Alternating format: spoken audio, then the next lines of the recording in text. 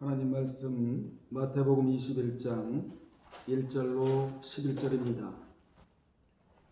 그들이 예루살렘에 가까이 가서 감람산 벳박에 이르렀을 때 예수께서 두 제자를 보내시며 이르시되 너희는 맞은편 마을로 가라. 그리하면 곧 매인 나귀와 나귀 새끼가 함께 있는 것을 보리니 풀어 내게로 끌고 오라. 만일 누가 무슨 말을 하거든 주가 쓰시겠다 하라. 그리하면 즉시 보내리라 하시니 이는 선지자를 통하여 하신 말씀을 이루려 하심이라. 일렀으되 시온 딸에게 이르기를 내 왕이 내게 임하나니 그는 겸손하여 나귀 곧 멍에 매는 짐승의 새끼를 탑도다 하라 하였느니라. 제자들이 가서 예수께서 명하신 대로 하여 나귀와 나귀 새끼를 끌고 와서 자기들의 겉옷을 그 위에 얹으매 예수께서 그 위에 타시니 무리의 대다수는 그들의 겉옷을 길에 펴고 다른 이들은 나뭇가지를 베어 길에 펴고 앞에서 가고 뒤에서 따르는 무리가 소리 높여 이르되 호산나 다윗의 자손이여 찬송하리로다. 주의 이름으로 오시는 이여 가장 높은 곳에서 호산나 하더라. 예수께서 예루살렘에 들어가시니 온 성이 소동하여 이르되 이는 누구냐 하거늘 무리가 이르되 갈릴리 나사렛에서 나온 선지자 예수라 하니라. 아멘. 이 시간에는 종료주일을 맞이하여 주가 쓰시겠다 하라 라는 제목으로 함께 은혜 나누겠습니다. 본문은 내가 주님을 필요로 하는 자가 되기 전에 먼저 주님이 필요로 하는 자가 되라는 교훈입니다.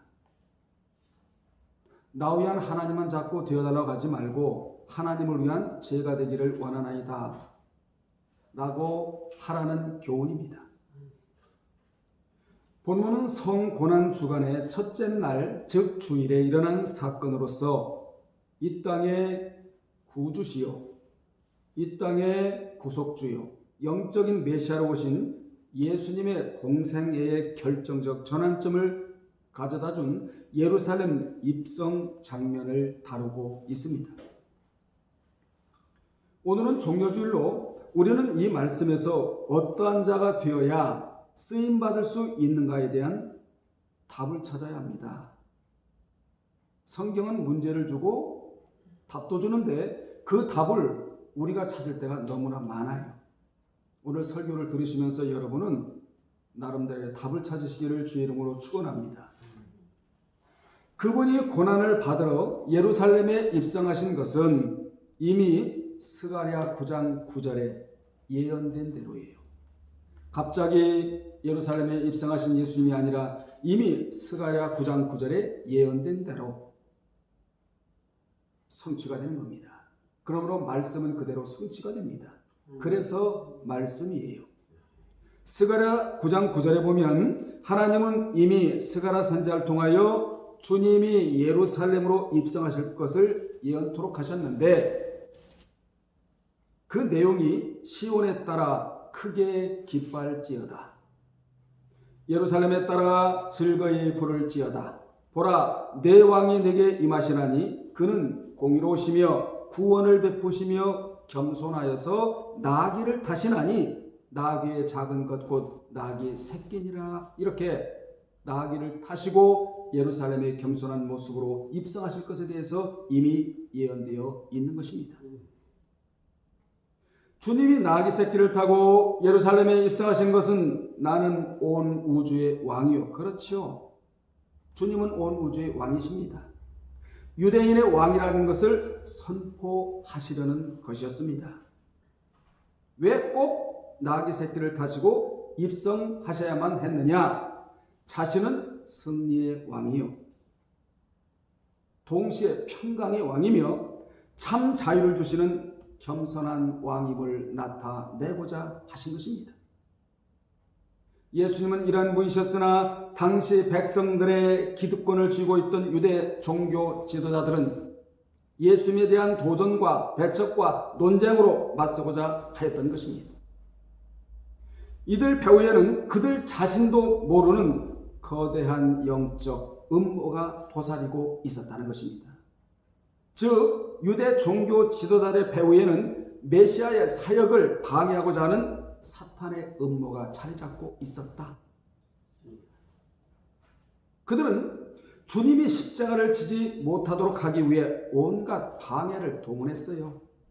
그러므로 예수님의 십자가 사건은 온 인류의 구원 문제를 놓고 메시아와 사탄 사이에 일어난 거대한 영적인 전쟁이었다는 것입니다. 문만 열고 나가면 영적인 전쟁터입니다. 사탄은 지금도 웅크리고 앉아 있어요. 우는 사자와 같이 삼킬 자를 찾으려고 웅크리고 앉아 있다는 것이 성경이 주는 교훈입니다.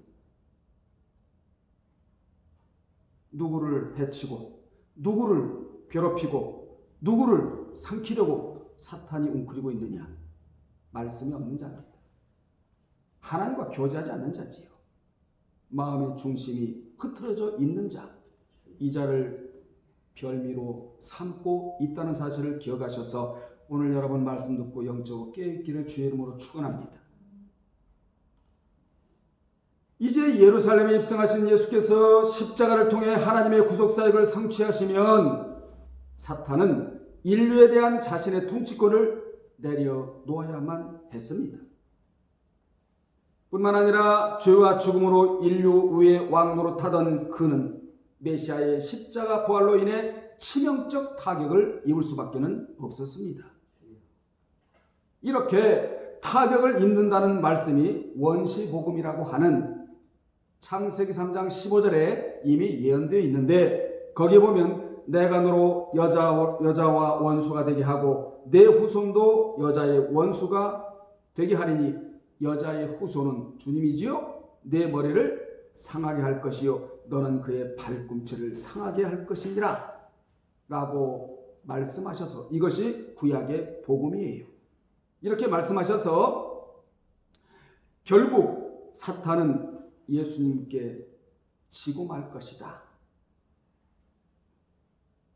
사탄은 예수님의 십자가에서 발꿈치를 상하게 하겠지만 주님은 사탄의 머리를 상하게 하여 결국 승리하시고 부활하실 것에 대해서 이미 말씀해 놓으셨습니다. 뿐만 아니라 요한일서 3장 8절에서는 주님이 마귀의 일을 멸하러 오셨다고, 죄를 짓는 자는 마귀에게 속하나니 마귀는 처음부터 범죄함이라 하나님의 아들이 나타나신 것은 마귀의 일을 멸하려고 오셨다고 사도 요한이 분명히 성경에 기록해놓고 있습니다. 당시 마귀는 메시아의 예루살렘 입성으로 자신의 운명의 마지막에 시시각각으로 다가오고 있음을 직감하고는 인간 하수인을 통하여 메시아 사역을 방해하기 위해 총력을 기울이며 발악을 하고 있었던 것입니다. 사탄은 지혜로운 존재요, 영적인 존재입니다. 그는 예수님을 시험, 즉 유혹할 때 구약의 말씀을 인용을 할 정도예요. 이렇게 구약의 말씀을 인용한 것을 볼 때 그는 하나님의 계신 말씀에 대해서도 정통한 것을 알 수 있으며, 선지자들의 숱한 예언에 따라 메시아의 인류 구속사역이 어떻게 이루어질 것인지에 대해 인지하고 있었습니다. 그러나 하나님의 구속 계획은 차질 없이 이루어지고 말았습니다. 사탄이 도구들로 사용하던 유대 종교 지도자들의 방해는 좌절되고 말았던 것입니다. 여러분, 보이지 않는 사탄이 보이는 사람을 통하여 십자가를 지지 못하도록 사람을 통하여 사주를 하고 함정에 빠뜨리고자 했지만 사탄의 지혜와 모략은 하나님을 도저히 따라갈 수가 없었다는 것입니다. 그래서 하나님과 함께하는 자는 마귀가 도저히 따라갈 수가 없습니다. 여러분, 하나님과 함께 하십시오. 하나님과 동행하는 자는 마귀가 함께 따라갈 수가 없습니다. 왜 그렇습니까? 하나님이 마귀보다 우위에 있기 때문에 그렇습니다. 그 당시에 치명상을 받은 사탄은 지금도 발악을 하고 있습니다. 하나님의 구속사에게 종사하는 거룩한 종들이 그 일을 못하도록 방해하고 있다는 것입니다. 그러나 그들의 방해에도 주님이 십자가를 지시고 부활하셨듯이 그들의 발악은 수포로 돌아갈 것이다. 종교계에는 항상 유대 종교 지도자들과 같은 자들이 있고 나귀 새끼 같은 겸손한 자들이 있기 마련입니다. 주님은 나귀 새끼 같은 자들을 쓰세요. 아멘. 이 나귀 같은 자들은 겉으로 보기에는 보잘것없이 보이지만 사탄의 조종을 받지 않는 자들에게 주님이 쓰시는 거예요. 여러분, 사탄의 조종받는 자 주님이 쓰시겠습니까? 사탄의 조종을 받지 않는 자를 주님이 쓰시지요. 오늘 여러분의 귀에 주가 쓰시겠다 하라. 주가 쓰시겠다 하라. 이 음성이 살아서 뼈에 들어가기를 주의 이름으로 축원합니다. 당시 예루살렘의 공식 입성 행사를 갖는 것은 왕이나 군대의 지휘관이 전쟁에서 승리를 거두고 귀환할 때였습니다. 이때 왕이나 지휘관은 말을 타고 위풍당당하게 예루살렘에 입성을 하였는데, 그런데 예수님이 예루살렘에 입성하실 때는 전쟁에서 주로 사용되던 말이 아니라 주로 농사와 짐 수송에 사용되고 평화를 상징하는 나귀를 타고 입성을 하셨어요. 이같이 주님은 구약에 예언된 왕이시라서 당당하게 말을 타고 입성하셔야 했지만, 그는 육적으로 압제받고 고통받는 이스라엘 민족을 전쟁을 통하여 해방시킬 정치적인 메시아가 아니라, 육적인 메시아가 아니라 자신의 몸을 산 제물로 바쳐 하나님과 사람들을 화목시키기 위해 오신 평화의 메시아, 즉 평강의 왕이요 겸손한 왕이셨습니다. 그래서 말을 타고 입성하지 아니하시고 나귀 새끼를 타고 예루살렘에 입성하실 수밖에 없었다는 것이에요. 그러면 주가 쓰시겠다 하는 자는 누구인가? 첫째, 나귀 같은 겸손한 자입니다. 1절로 5절에서 다루고 있습니다. 여기서 주님은 말을 끌고 오라고 하시지 않고 나귀 새끼를 끌고 오라고 하셨다는 사실에 우리는 주목해야 합니다. 여기 나귀는 의인화된 것으로 겸손한 자를 가리켜요. 그래서 주님은 말을 타지 않으시고 대신 나귀를 타신 것입니다. 우리도 말을 타려고 하면 안 되고 나귀를 타야 됩니다. 말을 타려고 하는 사람들은 교만의 싹에 오르기 십상이에요. 그러나 나귀 새끼를 타고자 하는 사람들은요, 겸손을 유지하고 살아갈 수가 있다라는 교훈이에요. 그래서 겸손은 영적인 능력이다, 이렇게 표현을 합니다. 우리 모두 겸손을 상징하는 나귀를 타고 일생을 살아가야 합니다. 즉 교만하지 말고 겸손을 유지하고 살아가야 된다라는 교훈을 첫 번째로 받습니다. 이같이 주님은 말과 같은 자를 쓰시는 분이 아니라 나귀같이 겸손한 자를 쓰시겠다는 거예요. 오늘날에는 말 같은 자는 굉장히 많아요. 든 사람도 많고 또 어떤 사람도 많죠? 안다는 사람도 많고, 그런데 된 사람은 많지를 않아요. 된 사람은 나귀 같은 사람이거든요. 이렇게 나귀 같은 자들은 그리 많지 않지만 주가 쓰시겠다 하라 이 범주 안에 들어가는 자다. 이 자가 바로 겸손한 자다. 우리 모두 이런 자가 되어야 합니다. 예수님은 두 제자를 보내시며 이르시되 너희는 맞은편 마을로 가라. 그리하면 곧 매인 나귀와 나귀 새끼가 함께 있는 것을 보리니 풀어 내게로 끌고 오라고 하셨는데, 여기 풀어는 그렇게도 유명한 류라는 동사입니다. 사망에서 풀었다, 노예에서 풀었다, 너희들을 해방시켜 주겠다라는 계시록 1장 5절에 해방이라는 단어와 똑같은 단어로 쓰였다는 사실이에요. 주님이 풀어주시면 해방이에요. 주님이 풀어주시면 문제가 눈녹이 녹아버립니다. 환경의 변화가 오게 되어 있어요. 신앙의 축복이 오게 되어 있는 것입니다. 그래서 주님이 풀어주셔야 됩니다. 오늘 맺었던 모든 것들이 풀어지기를 주의 이름으로 축원합니다. 풀어 끌고 오너라. 아고, 류와 아고라는 단어에 우리가 여기서 집중을 해야 되는데 모두 명령형으로 되어 있다는 사실이에요. 예수는 사전 연락 없이 다른 사람의 소유물을 마치 자신의 소유물처럼 가져오도록 명령하셨던 것입니다. 상식적으로나 법으로 볼 때 이러한 행동은 이치에 맞지 않는 행동이에요. 그러나 예수님은 자신의 메시아로서 이 세상을 죄로부터 구원하여 참 평화를 주실 평화의 왕일 뿐 아니라 천지를 창조하신 분으로서 모든 만물의 주인이시기에 이러한 명령을 아주 자연스럽게 하셨다는 것입니다. 우리가 겸손하고 평안하게 사는 방법은 이 세상 모든 것이 주님의 것이라는 사실을 인식하고 살아가는 거예요. 아멘. 여러분 평안하게 살기 원하시죠? 행복하게 살기 원하시죠?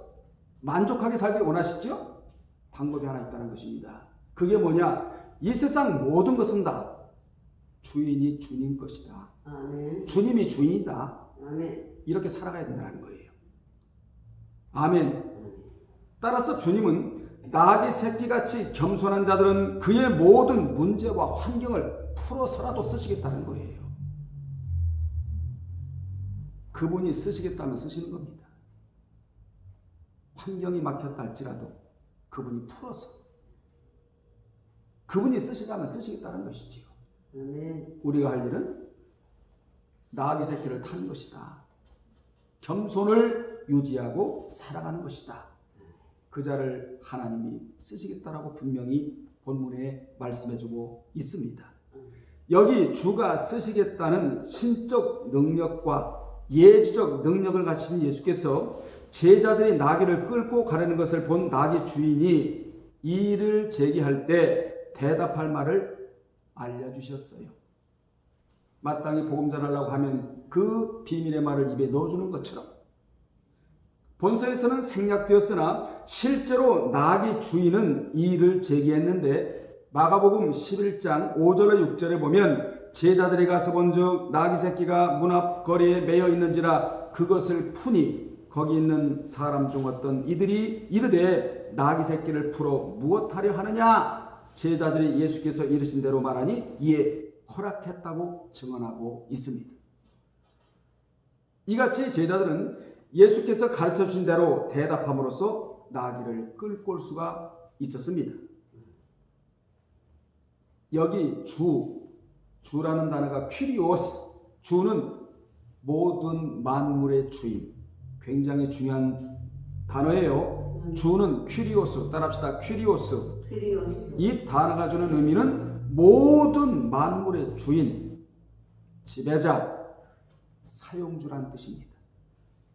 한마디로 그 주인이라는 뜻이에요.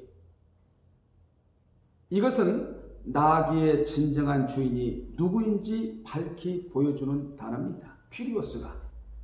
나귀와 나귀 새끼의 주인은 외형적으로는 어떤 베다니 사람처럼 보이지만 그는 진정한 주인이 아니었으며 단지 이를 관리하는 청직이었고 진짜 주인은 주님이셨다 그 말이에요. 아멘. 아멘.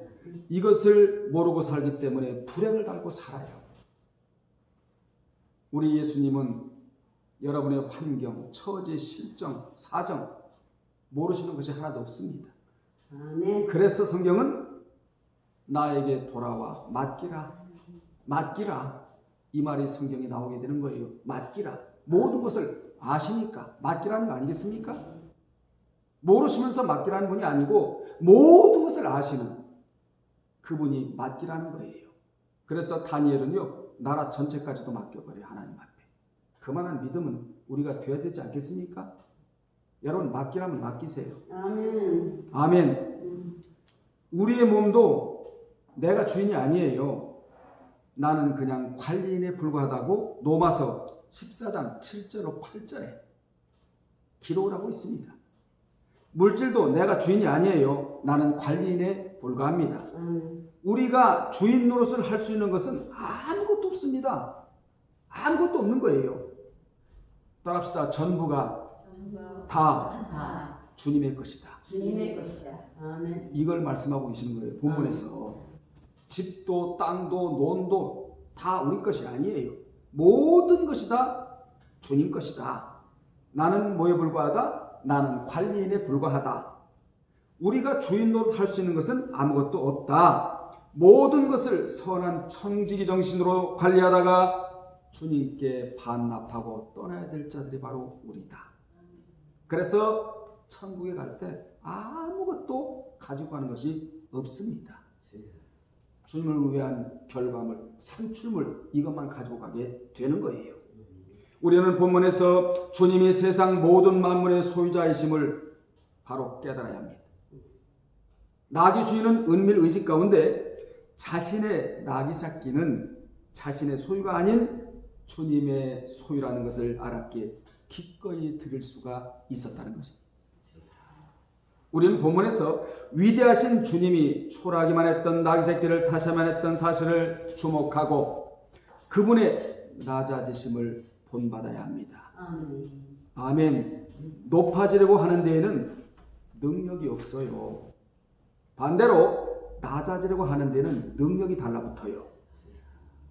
그리고 교만하지 않습니다. 여러분, 사람이 교만하긴 쉬워도 겸손하기가 그리 쉽지 않거든요. 우리는 저 사람은 참 겸손하다라는 평가를 받아야지, 저 사람은 참 교만하다 이런 평가를 받아서는 잘못 믿고 있는 거예요. 잘 믿어야 되잖아요. 겸손을 평가받기를 주의 이름으로 축원합니다.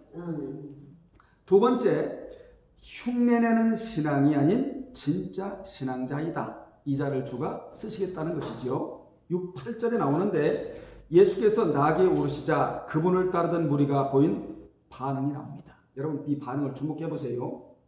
그들 중 대부분은 제자들이 한 것처럼 자기들의 겉옷을 벗어서 길에 폈고 나머지는 나뭇가지를 베어 길에 폈어요. 그들이 겉옷을 벗어던져 길에 편 행위는 단회적으로 동시에 이루어진 행동이었고 나뭇가지를 펴놓은 행동은 계속적으로 반복되는 행동으로서 예루살렘으로 입성하시는 예수님의 앞길에 무리들이 나뭇가지를 계속 펴놓은 것입니다. 이때 그들의 행동은 진짜 신앙인같이 보였다는 거예요. 그들은 예수님을 진짜 왕으로 환호한다는 경의의 표시로 그렇게 하는 것처럼 보였습니다.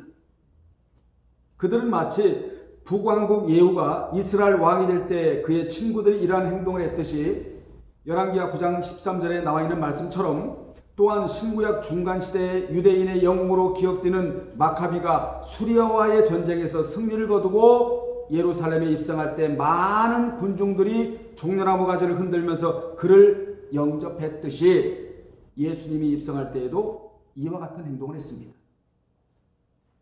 하지만 그들은 몇 날이 못 돼요. 예수님을 십자가에 못 박아야 된다고 외치는 폭도들로 변해버렸다고 마태 27장 22절에 기록되어 나옵니다. 결국 그들은 겉모양은 예수를 닮고 제자들을 닮았지만 속사람은 변한 게 없는 자들이었다. 이걸 우리로 하여금 알게 해요. 겉사람은 누구나 가지고 있는 거예요. 그러나 속사람은 아무나 가질 수가 없습니다. 사람은 눈에 보이는 겉사람이 중요한 것이 아닙니다. 보이지 않는 속사람이 중요한 것입니다.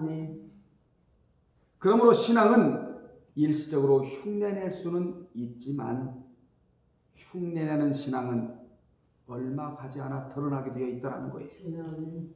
아멘. 그러므로 신앙은 길이로 재는 것이 아니라 깊이로 재는 것이다. 아멘. 말씀이라는 잣대로 신앙을 재는 거예요. 신앙은 절대로 길이로 재는 게 아니에요. 오래 믿은 것 따라 재는 것이 아니라 말씀의 뿌리를 얼마나 깊이 내느냐에 따라서 그 길이의 척도를 잴 수 있는 것입니다.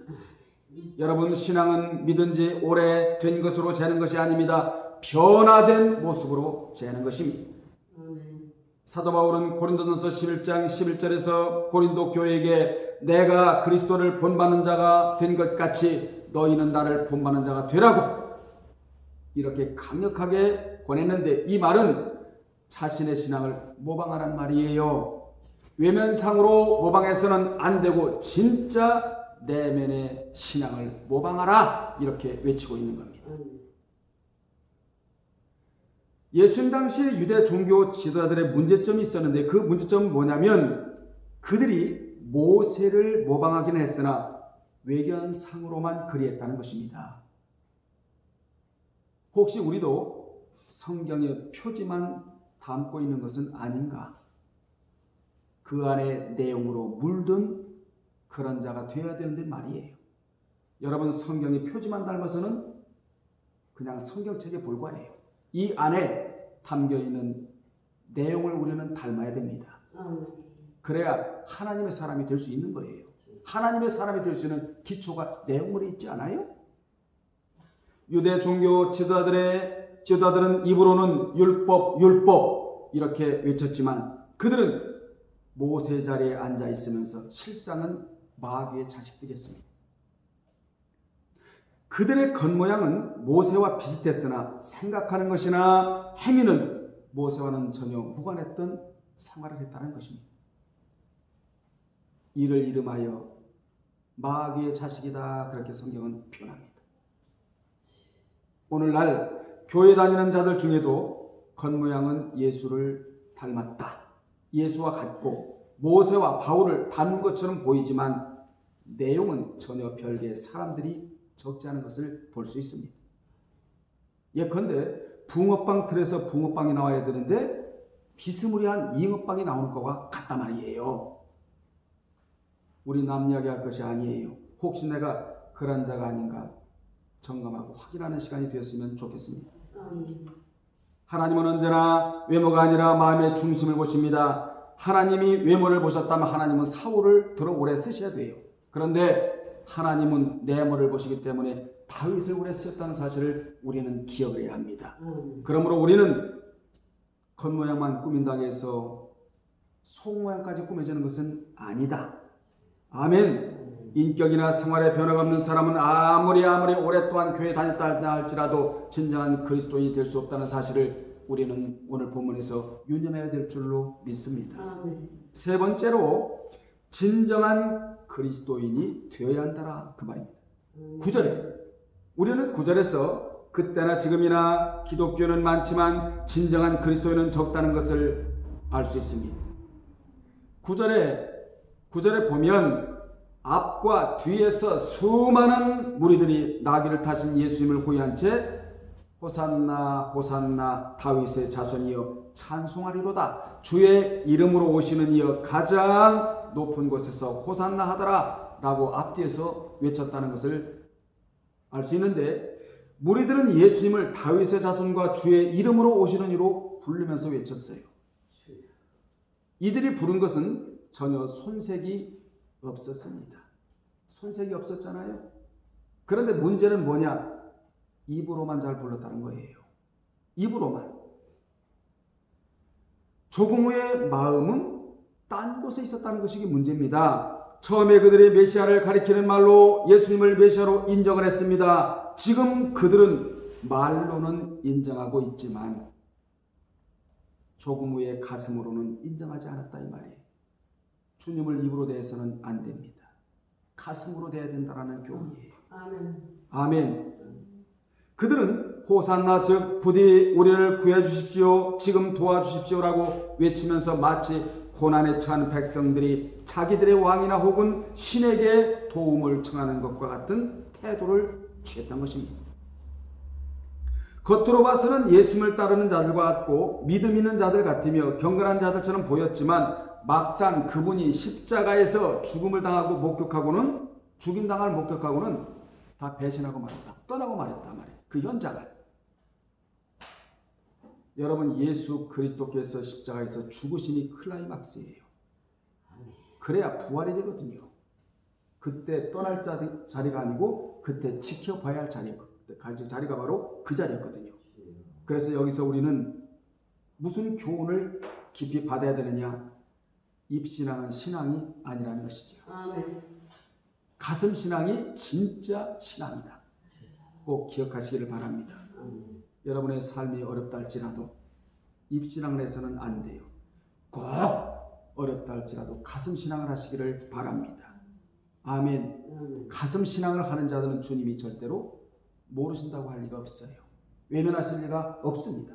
왜 그렇습니까? 그 자를 들어 주님이 쓰실 자이기 때문에 그렇습니다. 아멘. 우리는 여기에서 그들의 문제와 오늘 우리의 문제점을 찾아야 되는데, 물론 하나님은 다 아시지만 오늘날 우리 교회들의 모습도 이와 크게 다르지 않다는 거예요. 예수님 당시 주님이 기적을 일으키는 현장에는 인산인해를 이뤘습니다. 떡을 만들어 주시고 안진병을 일으키고 문둥병자를 고쳐주시고 자연을 잠잠하게 하시고 파도도 잠잠케 하고 이럴 때는 인산인해를 이뤘다고. 그러나 진리를 전하는 현장에는 사람들이 그리 많지 않았습니다. 주님이 말씀을 주시면서 제자가 되라고 하실 때는 소수만 남아서 쫓을 뿐이었다 이 말이에요. 오늘도 기적이 일어나고 표적이 일어난 자리에는 수많은 사람들이 모이지만 막상 참 제자가 되라, 기독교인이 되지 말고 그리스도인이 되라, 아멘. 이러한 자리에는 소수만이 앉아있다는 사실입니다. 영생의 말씀이 계심에 내가 누게로 가오리까, 이런 자만 진리 앞에 앉아있을 수 있다는 사실이에요. 아멘. 오늘날 세상에서 유명한 사람이 온다고 하면 장사진을 이룹니다. 그러나 진리가 전해지고 자신이 참된 그리스도임을 나타낼 수 있는 자리, 즉 일꾼이 되고 제자가 될 것임을 다짐하는 자리에는 별로 사람들이 남아있지를 않아요. 대개의 기독교인들이 복받기를 원하고 그리고 주와 함께 영광받기를 원하면서도 그분의 십자가를 지기 싫어하고 고난에 동참하기를 싫어한다는 것입니다. 여러분, 주님은 누구든지 그리스도와 함께 영광받기를 원한다면 반드시 고난에 참여해야 한다. 내일부터 이제 고난주간이 시작되잖아요. 여러분이 신앙생활 하시면서 이 두 구절을 잊으면 안 돼요. 로마서 8장 17절과 18절, 이 두 구절은 고난 후의 영광,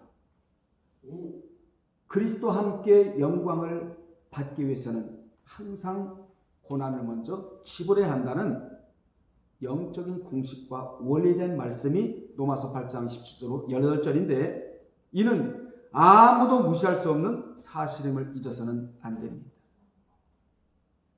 지금 우리도 말씀의 자리에 오기까지 문제가 있었잖아요. 얼마든 있었는데 사실은 이런 말씀 우리에게 힘이 됐기 때문에 우리가 지금까지 이기고 오고 있는 것입니다. 이 말씀은 어떤 말씀이냐? 로마서 8장 17절에 보면 자녀이면 이렇게 기록이 되어 있는데, 자녀이니까 여러분 지금 자녀가 됐죠? 하나님의 자녀가 됐잖아요. 영접하는 자 곧 그 이름을 믿는 자들에게는 하나님의 자녀가 되는 권세를 단번에 얻었잖아요. 자녀는 이미 되었다는 거예요. 자녀가 되었으니 또한 껑충 뛰어서 상속자, 즉 아들, 후사, 또 성도 같은 반열이거든요. 상속자 곧 하나님의 상속자요, 그리스도와 함께한 상속자니 우리가 그와 함께 영광을 받기 위하여 고난도 함께 받아야 할 것입니다. 이것이 뭐라고요? 공식의 원리예요. 영광받기 위함의 영적인 공식이자 원리다 이 말이에요. 18절에 생각하건대 계산해 보건대, 이렇게 읽어야 할 성경인데, 계산해 보건대 현재 당하는 고난은 장차 우리에게 나타날 영광과 비교할 수가 없도다. 이 두 말씀을 원리로 삼고 공식으로 삼으시기를 바랍니다. 아멘. 그래야 때로는 물질이 흔들고 마귀의 방해가 있고 괴롭히는 어떠한 사건이 있다 할지라도, 핍박자의 조소가 있다 할지라도 우리는 이런 것들을 물리치고 진리의 자리에 앉게 되는 것입니다. 말씀의 자리에 앉게 되는 것입니다. 그 자를 이름하여 행복자로다, 주가 쓰시는 자로다, 복받은 자로다, 이렇게 표현할 수 있게 되는 것입니다. 아멘. 그렇습니다. 여러분, 수학에서 공식과 원리를 무시하고는 문제를 풀 수 없듯이 고난을 지불하고 영광을 차지한다라는 이 사실을 여러분이 오늘 다시금 깨닫고 하나님의 영광에 참여하여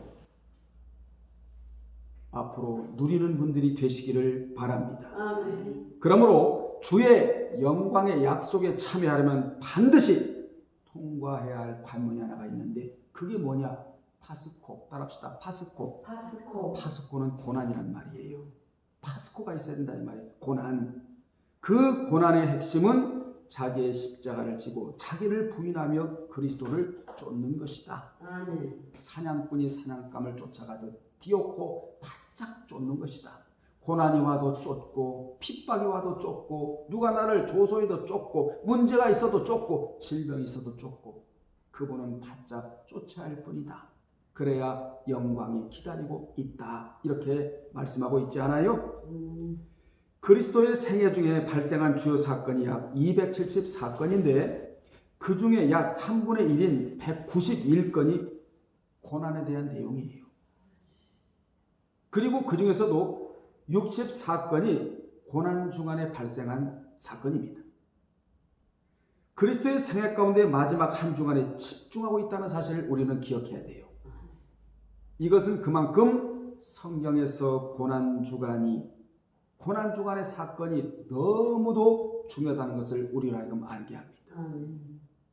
여러분 앞에 고난이 있습니까? 이 고난을 영광의 자리로 바꾸시기를 주의 이름으로 축원합니다. 결론 내리겠습니다. 우리 모두는 주님이 쓰시겠다 하는 자가 되어야 한다 그 말이에요. 주님이 쓰시려면 모든 것을 풀어서라도 쓰세요. 아멘. 여러분이 뭐만 타면? 나귀 새끼만 타면.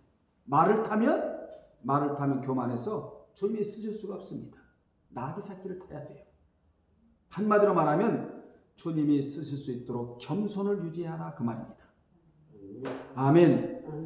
그리고 흉내내는 신앙이 아닌 진짜 신앙이 되어야 한다. 입신앙이 아닌 가슴 신앙이 되어야 한다. 진정한 그리스도인이 되어야 한다. 이 3요소를 갖추어 지속적으로 쓰임받는 저와 여러분이 되어야 합니다. 여러분 일감이 되면 쓰임받지를 못해요. 일꾼이 되어야 쓰임받을 수가 있는 겁니다. 일감은 교만한 자예요. 말을 타는 자예요. 그러나 일꾼은 겸손한 자입니다. 나귀 새끼를 타는 자입니다. 오늘 종려주의를 맞이하여 우리 주님이 여러분들 향하여 내가 쓰겠다. 주가 쓰겠다. 이러한 음성이 여러분 귀에 들려오기를 주의 이름으로 축원합니다. 기도하겠습니다. 하나님 아버지 종려주의를 맞이하여 말을 타고 신앙생활 하는 자들이 아니라 겸손을 상징하는 나귀 새끼를 타고 신앙생활을 하기를 힘쓰게 싸우니 우리를 들어 사용하여 주옵소서. 주님이 쓰시려면 모든 문제를 다 풀어서라도 쓰시고 환경을 바꿔서라도 주님이 쓰시는 분입니다. 우리 모두 주님이 쓰실 수 있도록 우리 자신을 내드리겠사오니 일평생 주님이 붙잡고 쓰시옵소서. 하나님의 영광을 드러내는 도구들이 되기를 원하옵고 예수님의 이름으로 기도합나이다. 아멘.